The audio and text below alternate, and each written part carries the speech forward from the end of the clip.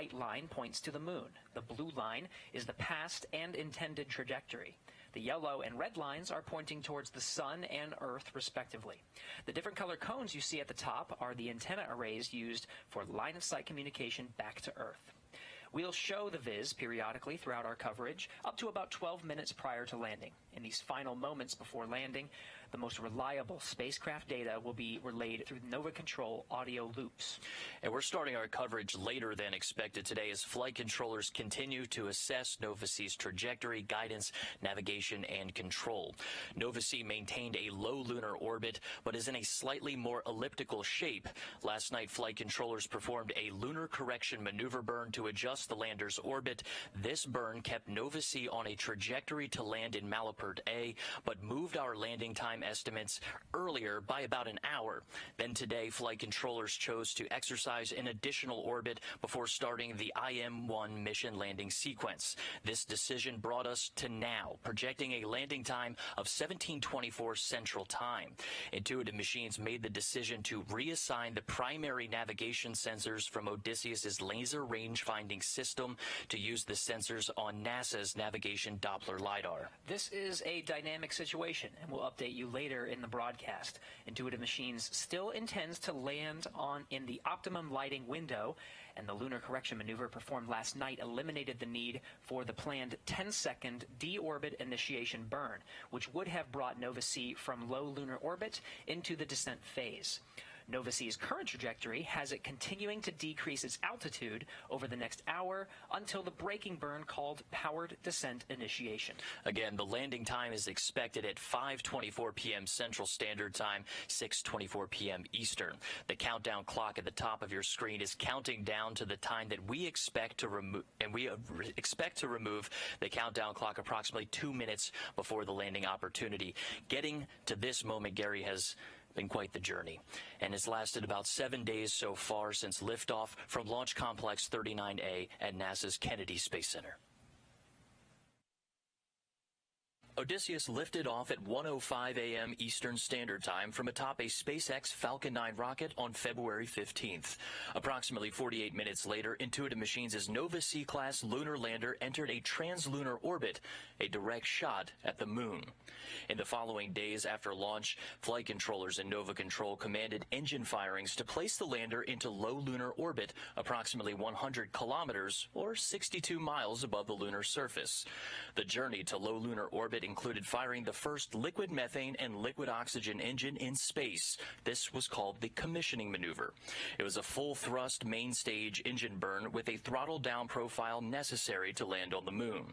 Over the last 24 hours, Odysseus has maintained its trajectory in low lunar orbit, waiting for suitable lighting conditions to begin its autonomous descent to Malapert A, the designated landing site for the IM-1 mission near the south pole of the moon.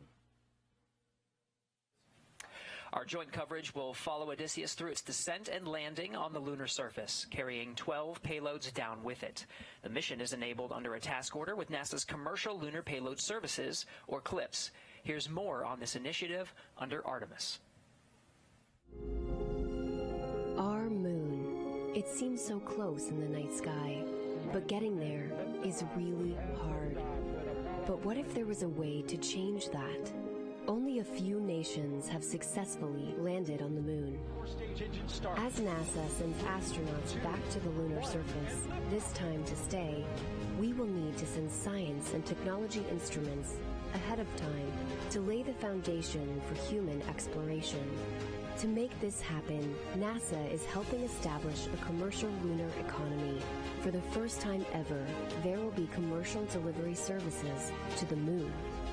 We are enabling American companies to send our payloads to the lunar surface for us. It's used primarily while Nova-C orbits the moon and through landing.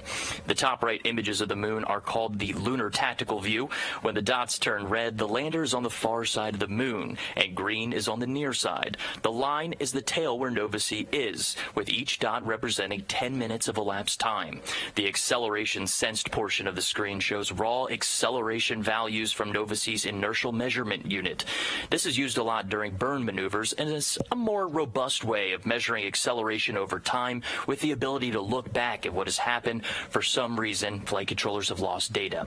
Finally, the column on the right is a received, accepted, edited, and failed pre-checked, or RAFE chart for short.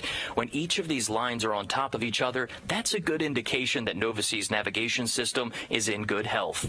That's because every measurement Nova-C makes must be received, accepted, edited, or failed pre-check. The failure is a possible outlier of data that the lander's computer automatically knows is bad information. Collectively, the DDL screen is one of many data displays that flight controllers are monitoring to successfully navigate Nova-C to the lunar surface. Data visualization is an essential component for flight controllers who need to process this data for real-time decision-making in Nova Control.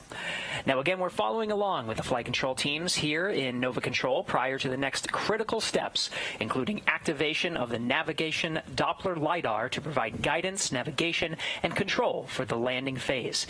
This is expected around 4:45 p.m. Central Time. The next critical milestone is powered descent initiation at 5:11 p.m. Central. This burn is the first in a sequence of maneuvers that starts about 12 minutes prior to landing. Of humans, we want to get up as much science, exploration, and technology experiments as possible. So CLIPS starts facilitating a lot of the early science, the things we want to learn before we even send humans. CLIPS stands for Commercial Lunar Payload Services, CLPS. The services part is the key element. Ordinarily, when NASA delivers a payload to the surface of the moon, they do it with a commercial partner, but NASA controls the building of the vehicle. Now, we're buying the service of delivery of our lunar payloads to the surface of the moon. It is a delivery service, akin to a delivery service that you have here on Earth. NASA will provide payloads to a commercial company.